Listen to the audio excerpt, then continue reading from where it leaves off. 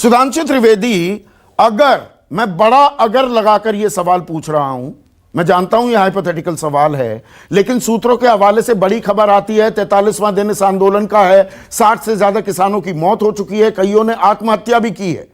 तो अभी परेशानी का सबब है अन्नदाता ठिठुर रहा है, डटा हुआ है बॉर्डर्स पर।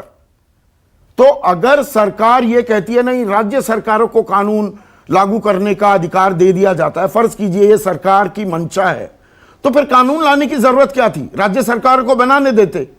कृषि तो स्टेट सब्जेक्ट है ना वैसे भी। देखिए, मुझे भी इस विषय की ना कोई आधिकारिक जानकारी है, ना कोई व्यक्तिगत स्तर पर जानकारी है। जैसे कि अभी अन्य सम्मानित किसान नेताओं ने कहा, वैसे मुझे भी मीडिया के माध्यम से जानकारी लग रही है, इसलिए मैं इस पे कुछ एक सेकंड के लिए रोक रहा हूं सुधांशु। बाबा लखा सिंह मेरे साथ जुड़ गए हैं, एक सेकंड के लिए रोक रहा हूं। बाबा लखा सिंह, क्या आपकी नरेंद्र तोमर से मुलाकात हुई है और यह मुलाकात कब हुई? आज दोपहर के टाइम। आज दोपहर को मुलाकात हुई। क्या नरेंद्र तोमर ने यह कहा है कि कानून लागू करने का अधिकार हक राज्यों को दे सकते हैं हम? ऐसा हुआ क्या? नहीं, देखो बात ऐसे नहीं है, हमको ऐसी बात नहीं कर सकते। जो हम दोनों के बीच जो दूर बढ़ के काम कर रहे हैं, तो मंत्री साहब से भी बात की है, पूरी खोल के बात की है, और लेकिन किसानों के साथ भी हम बात कर रहे हैं। काफी मुद्दों से जो बात चल रही है, और वहाँ सरकार के पास भी हम बेनती करके आए हैं, और जहाँ भी किसानों को भी बेनती कर रहे हैं, क्योंकि हमारे दिल में दर्द है। जो हमारे गोरे भाई बाबा राम सिंह जी पिछले दिनी शरीर की विभूति वार गए ने, और बच्चे, छोटे छोटे बच्चे, वृद्ध मातावां जो और इतने संघर्ष में आके इतनी ठंड में बैठे हुए, जो दर्द है वो बर्दाश्त नहीं हो रहा है, इसीलिए हमने कदम उठाया कि दोनों नहीं बाबा, आपके दिल में किसानों के लिए दर्द है, बहुत अच्छी बात है। सरकार के मन में भी दर्द है क्या? 43 दिनों में खालिस्तानी कहा गया, आतंकी कहा गया, पाकिस्तान और चीन से समर्थित कहा गया, ये सारी बातें कही गई ना किसानों को। नहीं, एक जो बात कही जाती है ना कि खालिस्तान की बात करते हैं, ये बात बिल्कुल गलत है। ये जो संघर्ष है किसी मुद्दे में नहीं, सिर्फ किसानी के अलावा। तो आप किससे मुलाकात करने जा रहे हैं? आप दर्शन पाल से, बलबीर सिंह राजेवाल से किससे बातचीत करेंगे और कब करेंगे बाबा? नहीं, बात चल रही है, कल तक पूरी कंप्लीट होगी, अभी नहीं होगी, कल तक कंप्लीट होगी। और हमने पहले से बोला भी है, खालिस्तान की जो बात की हमने। तो आप इस बात को डिनाई नहीं कर रहे? अगर मैं ये कहूं कि सरकार कह रही है कि राज्यों को अधिकार दे देंगे कानून लागू करने का, आप इसे डिनाई तो नहीं कर रहे ना? सरकार नहीं करती, सरकार नहीं गल ये बात करती। सरकार को प्रपोजल रखी है कि ऐसे जो हो सके या किसी भी तरफ से कोई ना कोई रास्ता निकाला जाए। तो मतलब आप ये कह रहे हैं आपने सरकार को ये प्रपोजल दिया कि राज्यों को दे दो अधिकार?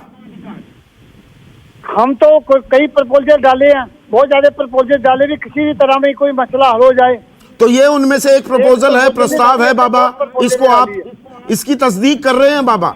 आपने ये प्रपोजल दिया है सरकार को कि राज्यों को अधिकार दे दो लागू करने का, केंद्र आड़े ना आए। नहीं, ऐसे हम बात नहीं कोई भी कर सकते। जब पूरी हमारी फाइनल हो जाएगी, तो हमारी बात सीक्रेट जो है वायरल होगी, तो फिर मुद्दा कैसे आगे चले? और कोई प्रस्ताव दिया है आपने सरकार को बाबा?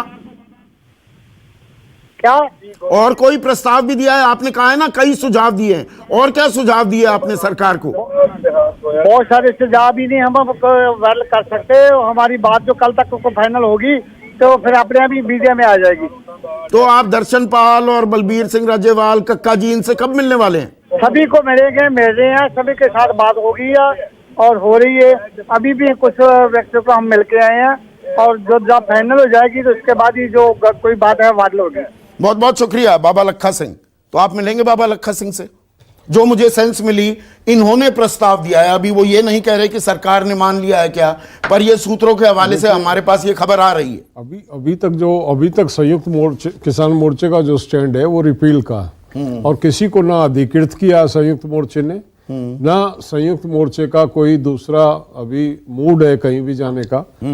अब वो तरह तो लखा सिंह, अगर बाबा लखा सिंह कोई प्रस्ताव भी लेकर आते हैं, सभी 40 प्रतिनिधियों के सामने खुलकर बात हो। मेरे ख्याल से बाबा जानते हैं अच्छी तरह से कि जो जत्थेबंदी हैं उनका स्टैंड क्लियर है कि रिपील से कम हमको कुछ भी मंजूर नहीं है, और मुझे नहीं लगता बाबा उसके अलग जाके कोई प्रस्ताव। सुधांशु, अब अपनी बात जारी रखिए।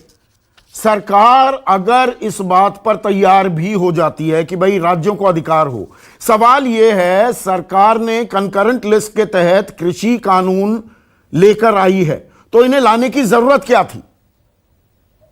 या ये अब दबाव बना दिया, ये देशव्यापी हो गया है आंदोलन, तो अब आप ये बीच का रास्ता निकाल रहे हैं?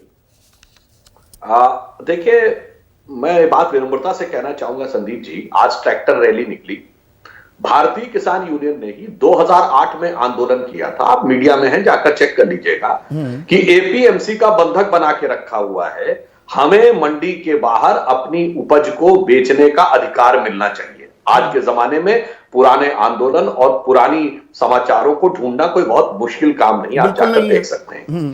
हाँ, अब देखिए, अब यहां पे आज अचानक यह विषय बदल गया, तो ये विचार करने का विषय क्यों बदल गया? चलिए मान लिया आज ट्रैक्टर रैली हुई ना, संदीप जी मैं आपसे पूछना चाहता हूं, भारत में कितने ट्रैक्टर हैं?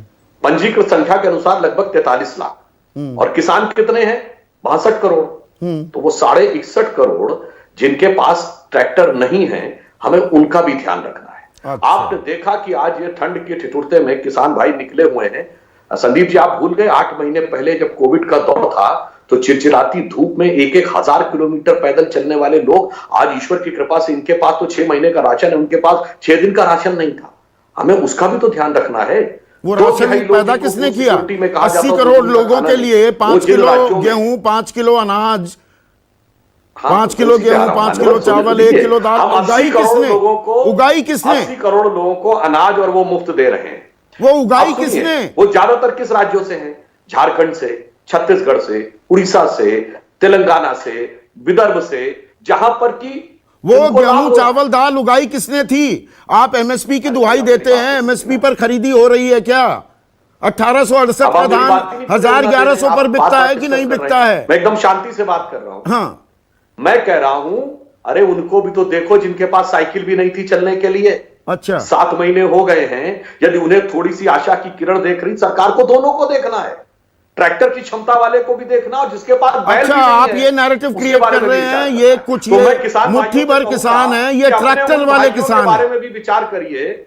मतलब ये ट्रैक्टर वाले किसान हैं, ये साधन संपन्न किसान हैं, यही तो नैरेटिव बना रहे ये हैं। बताइए, अरे मेरी बात तो सुनिए ना, आज तो ट्रैक्टर रैली निकली थी, जिस जमाने में वो बेचारे गरीब लोग जा रहे थे, वो भी गांव के किसान थे, जो 500 1000 किलोमीटर जा आपकी रहे वजह से जा रहे थे, क्योंकि कुव्यवस्था हुई, प्रबंधन नहीं हुआ, ट्रेनें आपने नहीं चलाई, बसों की सेवा नहीं हुई, वो आपकी वजह से था। आप बोल लीजिए फिर। हाँ। मैं तो शांति से बोल रहा हूं, आपको हर दूसरे वाक्य में बीच में कूद हाँ, पड़ रहे हैं। बोलिए, बोलिए। अब आप बोलिए फिर। हाँ। आप मुझसे जवाब पूछ रहे हैं कि भाषण देना चाह रहे हैं? ना ना ना ना ना ना, वो आपका अधिकार है, नेताओं का अधिकार है भाषण, पत्रकार सिर्फ सवाल तो पूछता है। आप फिर आप अनाधिकार चेष्टा मत करिए, हाँ। या तो आप भाषण दे लीजिए। ना ना, मैं मुझे हर सवाल वाक्य में पूछता हूँ, बोलना है। भाषण आप दीजिए भाषण। अभी आपने बाबा लखा सिंह को इतना लपेटने की कोशिश की, लपेटे में नहीं आए, तो अब लपेटने हमारे की ऊपर कोशिश चढ़ की, गए। सवाल दूसरा पूछने वाक्य को आप मैंने लपेटना सीधी बात समझते कही। हैं, अब हौले सुनिए हौले संदीप सवाल जी। पूछूं मतलब आपसे, अब संदीप जी आपकी सुनिए, सुविधा अनुसार सवाल 43 लाख पूछूं। ट्रैक्टर है कि नहीं? 61.5 करोड़ कहां? वो 80 करोड़ लोग कहां? तो मतलब ये सिर्फ 50 लाख लोगों के प्रतिनिधि हैं, ये 40 किसान संगठन। फिर आप लगातार बोल रहे हैं। हाँ मेरा वाक्य तो पूरा होने दीजिए। हाँ, बताइए। भाई 43 लाख की भी सुनेंगे, कितने लोगों ने ट्रैक्टर निकाला था उस समय? लाओ भाई, हम अपने भाइयों को छोड़ आए जाके। मैं ये कहना चाहता हूं, जिसके पास बैल की जोड़ी भी नहीं है, जिसके पास 2 जून का खाना भी नहीं है, जो झारखंड, छत्तीसगढ़, उड़ीसा के इंटीरियर इलाकों में बैठा है, जिसे आशा की किरण नजर आ रही, हमें उसका भी ध्यान रखना है, का भी ध्यान रखना है। तो और अच्छा, अभी कक्का जी ने कहा कि किसानों को बांटने की बात होगी राज्य के अनुसार अलग अलग करने पे, तो मैं विनम्रता से कक्का जी और सुप्रिया जी दोनों से पूछता हूं, जब हम कहते हैं कि केरल में एपीएमसी नहीं, तो कहते हैं वहां की स्थिति अलग है, इसलिए उसको अलग ढंग से देखिए, इससे अलग, इसका मतलब हर राज्य की स्थिति अलग है। मगर जब रिपील करना हो तो एक साथ देखिए। तो पहले आप तय कर लीजिए, पूरे देश में एक परिस्थिति मानते हैं या अलग अलग मानते हैं? अलग अलग मानते हैं तो उस ढंग से स्टैंड दीजिए, एक मानते हैं तो उस ढंग से स्टैंड दीजिए। मैं दोनों स्थितियों में जवाब देने को तैयार। तो आपने जैसा झारखंड का, आपने बिहार का जिक्र करना मुनासिब नहीं समझा, मैं शायद वजह जानता हूं। बिहार में एपीएमसी 2006, बिहार, महाराष्ट्र, हाँ हाँ, वहां छोटे किसान है ना सुधांशु, हाँ हाँ, वहां छोटे किसान है ना, वो 61.5 करोड़ 86% जो छोटे और मझोले किसान है वो बिहार में भी आते हैं ना। वहां एपीएमसी हटी 2006 में, आप ही की सरकार ने हटाई। सालाना आय बिहार के किसान की 42,000 रुपए है। आप बताते हैं कृषि की विकास दर वहां 12-13% पे सरपट भाग रही है। वो विकास दर का क्या करे किसान, उसकी आमदनी है 42,000, 3,500 रुपए महीना। तो आप ये कह रहे हैं 3,500 रुपए महीने की आमदनी कर ले।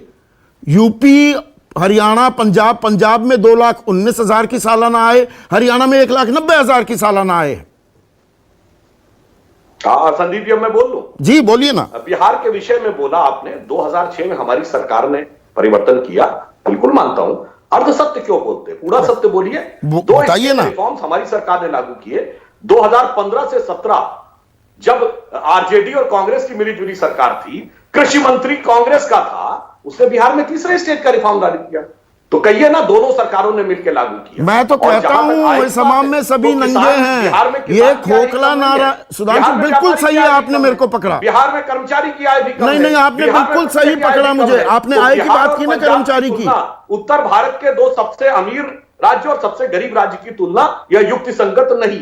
ना, आपने बिल्कुल सही पकड़ा मुझे।